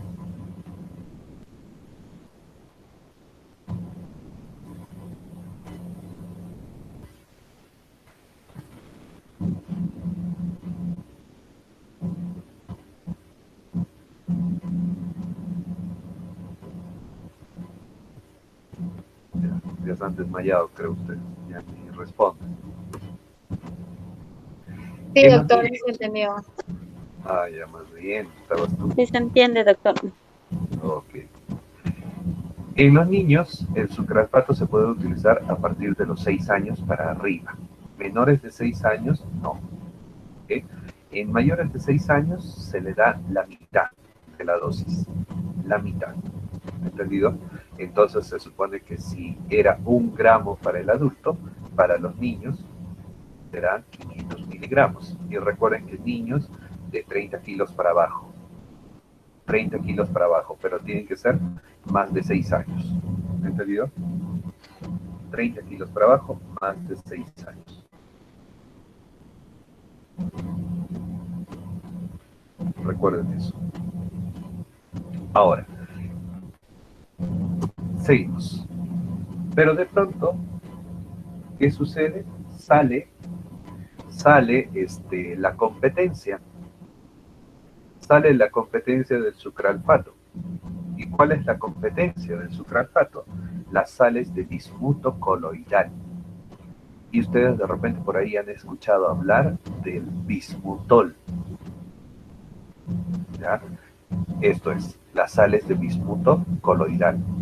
A ver, ¿qué nos dice de las sales de bismuto? El nombre químico es dicitrato de bismuto. Dicitrato de bismuto. El medio ácido se une a las glucoproteínas y los aminoácidos de la lesión ulcerosa. ¿Qué significa esto? Que la misma historia que el sucralfato. Cuando llegan al estómago, ¿qué hace el dicitrato de bismuto? Se pega encima de la herida. ¿Para qué? Para proteger a la úlcera. Recuerden eso. Protegen a la úlcera. Tiene la capacidad de unirse a sales biliares, incrementa también la producción de prostaglandinas. Y sí, el sucralfato hacía lo mismo, aumentaba la prostaglandina, ¿no? Y ya sabemos que cuando la prostaglandina aumenta, aumenta la producción del moco gástrico con bicarbonato. Entonces, es hasta ahí empatados con el sucralfato. Sí, pues, hacen lo mismo. Hasta ahí hacen lo mismo. ¿Dónde está la diferencia? Se dice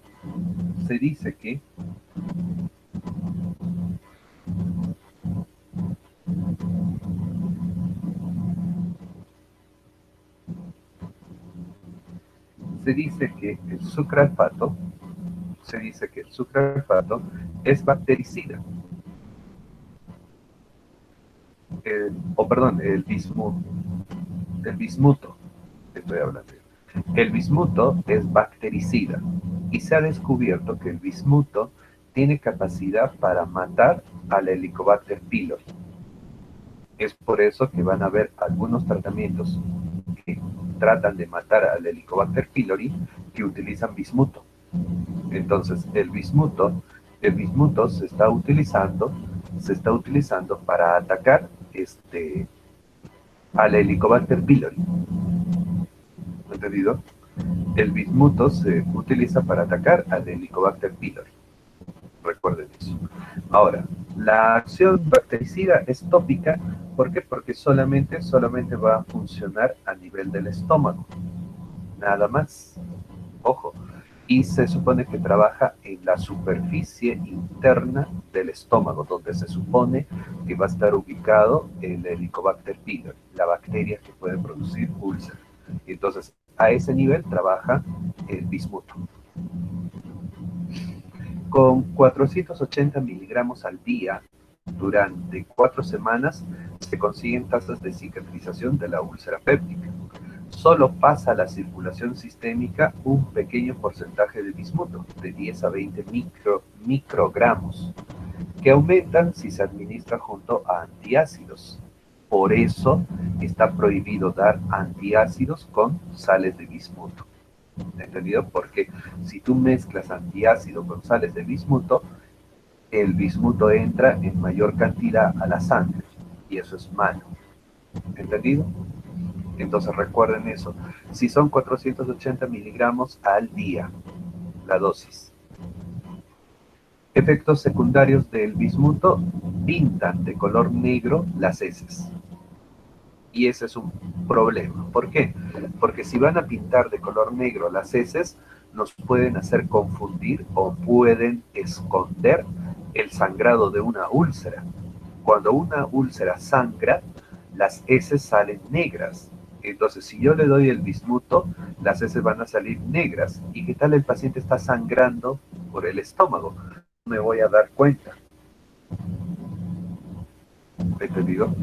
No me voy a dar cuenta. ¿Por qué? Porque las heces van a sangrar. Las heces van a estar con sangre, perdón. Y la sangre y las heces se vuelven negras. Entonces, las heces negras nos avisan que el paciente puede estar sangrando a nivel del estómago. O si no, las heces negras nos avisan que el paciente está tomando sales de bismuto y el bismuto le está pintando las heces de color negro. O también las heces negras pueden salir cuando el paciente tome sulfato ferroso. De repente el paciente está tomando sulfato ferroso y cuando eso sucede, las heces salen negras. ¿Entendido? Cuando salen negras las heces, ojo, es porque están consumiendo sulfato ferroso.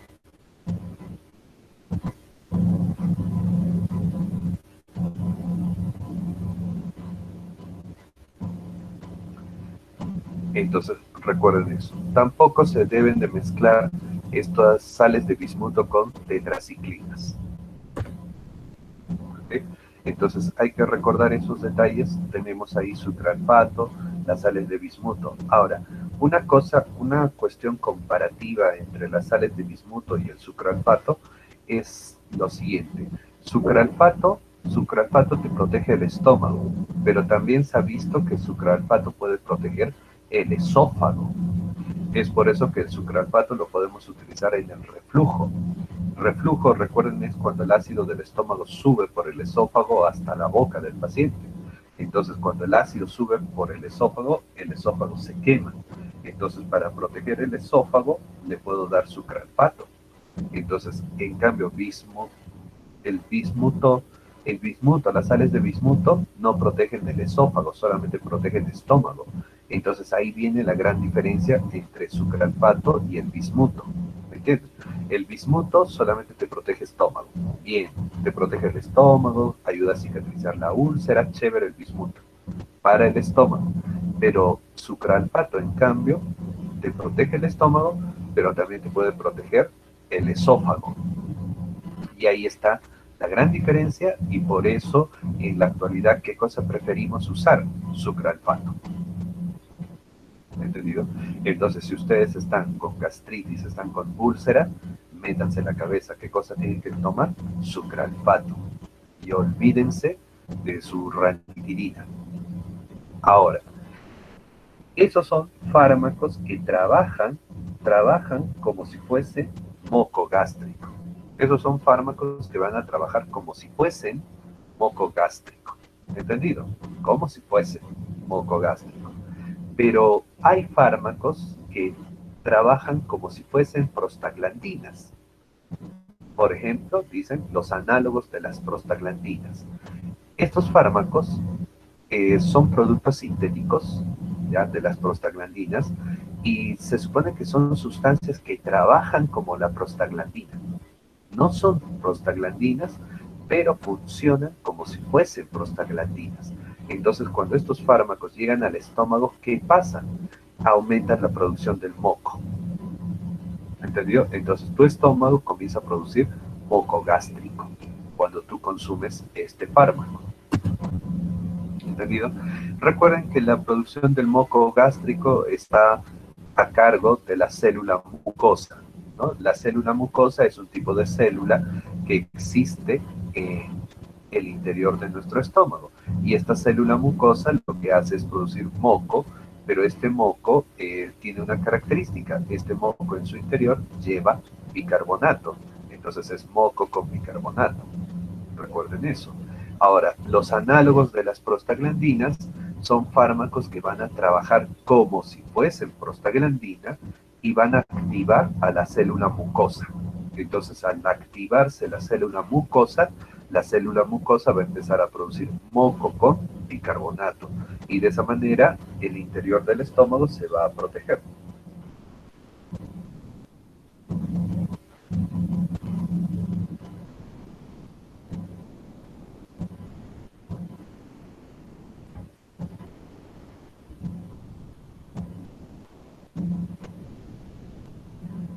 ¿Entendido?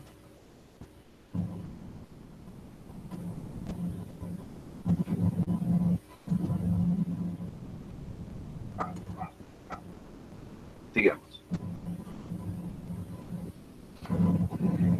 Análogos de las prostaglandinas. ¿Quiénes son? Entre los derivados sintéticos de las prostaglandinas se encuentran el misoprostol, el rioprostil. Ellos forman un grupo, ¿por qué? Porque derivan de un tipo de prostaglandina llamada prostaglandina E1. El timoprostil y el arbaprostil y emprostil son derivados de la prostaglandina E2. Y se supone que estos últimos, los derivados de prostaglandina E2, tienen una acción más prolongada y son más potentes que el primer grupo, el grupo del misoprostol. ¿Entendido? Entonces, recuerden, existen fármacos que van a trabajar como si fuesen prostaglandinas. No son prostaglandinas, pero son imitaciones de la prostaglandina. Tenemos misoprostol, rioprostil, timoprostil, arbaprostil y emprostil. ¿Okay? Son imitaciones de las prostaglandinas. ¿Ok? Ahora, a ver, un momento, voy a retroceder. Ahora, ¿por qué no son famosos estos productos? Estos productos no son famosos, jóvenes, porque estos productos están siendo mal utilizados por algunas personas para hacer abortar a la gente, ¿me entienden? Y se utilizan como abortivos. Por ese detalle es lo que en medicina no se receta estos productos. ¿Por qué?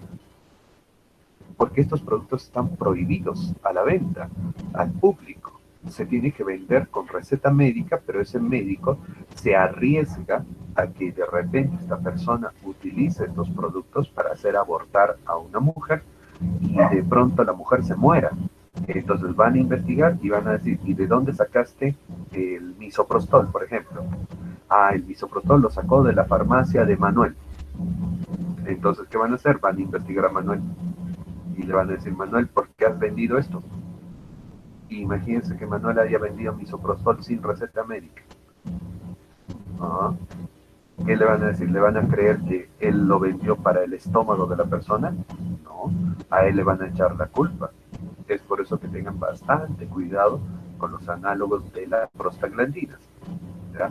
Van a hacer que aumente el moco del estómago, cierto, pero te van a generar problemas, ¿ah? Sobre todo en la venta, porque cuando alguien va y pide misoprostol en una botica, al toque, nadie piensa que es para tu estómago. Todo el mundo va a pensar que es porque quieres hacer abortar a alguien. ¿Están entendiendo esa parte? Sí, doctor, se entiende, está claro. Listo. Muy bien.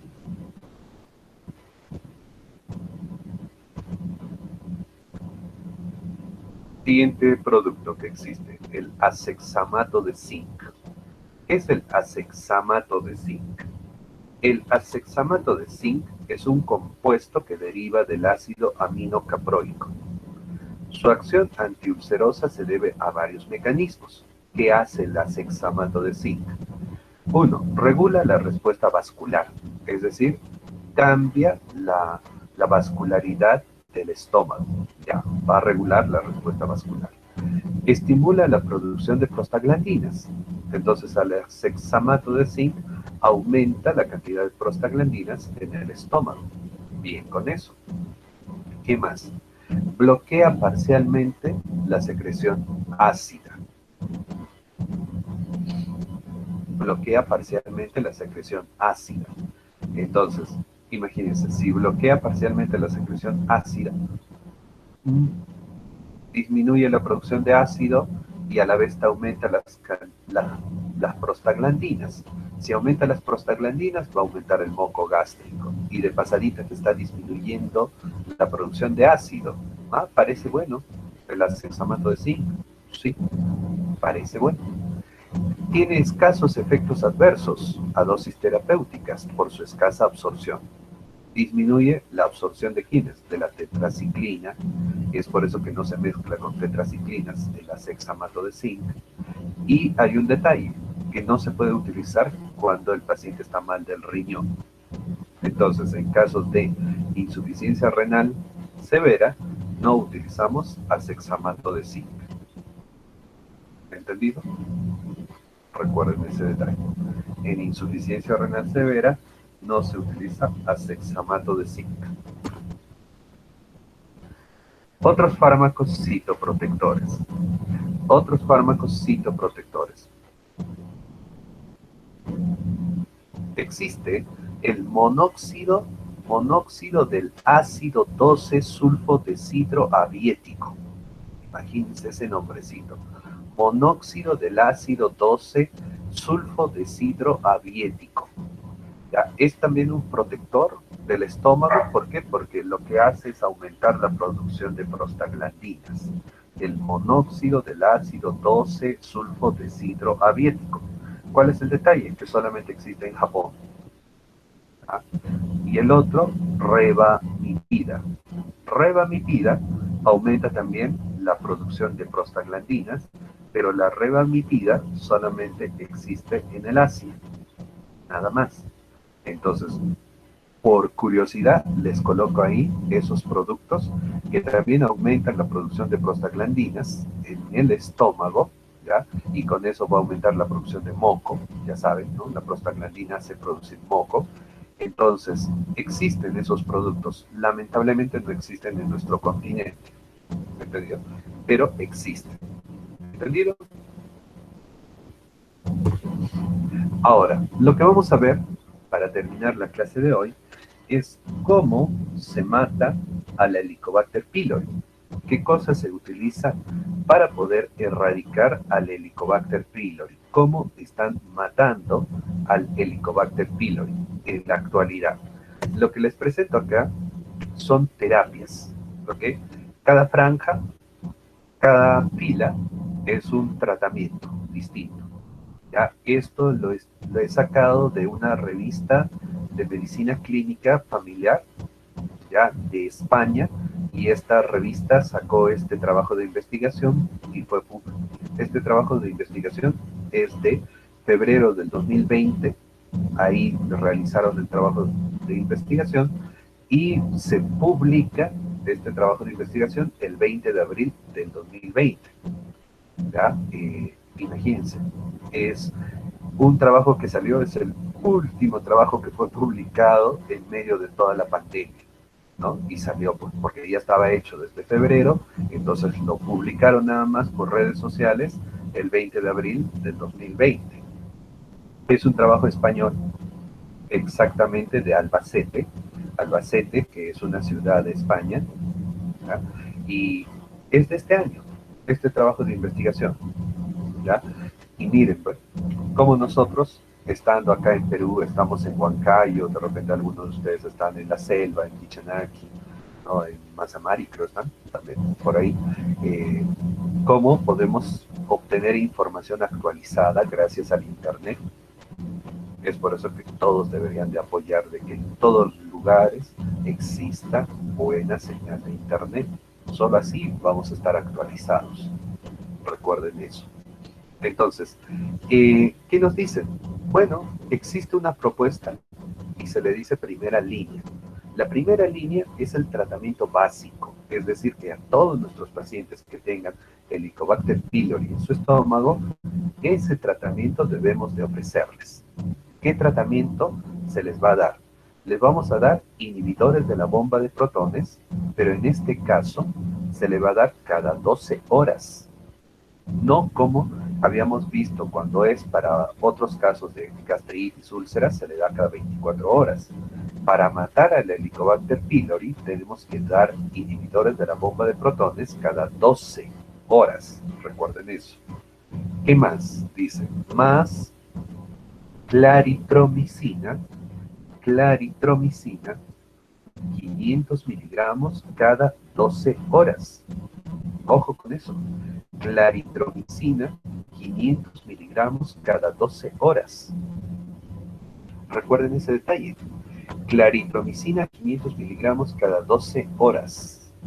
Ah, eso es interesante. Ojo, claritromicina, 500 miligramos cada 12 horas. ¿Ah? Recuerden eso. Más amoxicilina, 1 gramo. Ojo, amoxicilina, 1 gramo cada 12 horas. 12 horas, 1 gramo. Y por último, más metronidazol, 500 miligramos cada 12 horas. Entonces, fíjense, para matar al Helicobacter pylori, recuerden, el Helicobacter pylori es una bacteria. Para matar esta bacteria se está mezclando 3 antibióticos. Se está mezclando claritromicina, amoxicilina y metronidazol. Claritromicina 500 miligramos cada 12 horas, amoxicilina 1 gramo cada 12 horas y metronidazol 500 miligramos cada 12 horas. Más su omeprazol de repente o el que ustedes gusten cada 12 horas. El IBP, inhibidor de la bomba de protones, cada 12 horas. Este esquema es un esquema especial, porque si ustedes se ponen a pensar, por ejemplo, la amoxicilina, normalmente amoxicilina usamos 500 miligramos cada 8 horas, pero para matar al Helicobacter pylori cambian las dosis y cambian las horas de tratamiento. Es por eso que tienen que aprender esto así, tal cual. Claritromicina 500 miligramos cada 12 horas, amoxicilina 1 gramo cada 12 horas y metronidazol 500 miligramos cada 12 horas. ¿Por cuántos días? Fíjense, ahí dice al final, se va a dar por 14 días. Ojo, 14 días. Durante 14 días, el paciente debe de consumir estos productos. ¿Entendido? Por 14 días, el paciente debe de consumir estos productos. ¿Entendido? ¿Se entiende? Ahora, los tratamientos que van a ver abajo son ya las alternativas. ¿Entendido? Alternativas. Es decir, si el primer tratamiento que acabo de leer no funciona, tú pasas a las otras alternativas. ¿Entendido? Y ahí en cada caso les está dando las sustancias que se deben de utilizar. ¿Están entendiendo? Pero, repito, ustedes, si es que van a dar tratamiento a alguien para matar al Helicobacter pylori, tienen que usar la primera línea. Siempre es la primera línea. ¿Por qué? Porque recuerden que en nuestra población no hay tanta resistencia. Entonces utilicen la primera línea. ¿Entendido? No se manden a utilizar la segunda línea, no, para nada. Ustedes trabajen con la primera línea, que eso es lo básico y eso es lo más adecuado para nuestra población. ¿Entendido? Ahora, para saber si tienes o no tienes Helicobacter pylori, te tienen que hacer análisis. Primero, tienen que hacer tu endoscopía, de repente pueden sacarte una biopsia, o si nos vamos a un buen laboratorio, te sacan sangre y a través de la sangre te pueden decir si tienes o no tienes Helicobacter pylori en el estómago.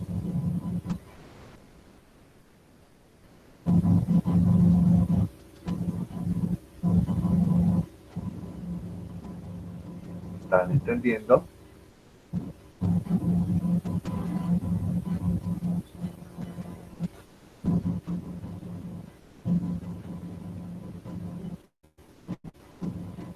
¿Entendido, jóvenes? Muy bien, con eso entonces terminamos nuestra clase. Vamos a detener la grabación.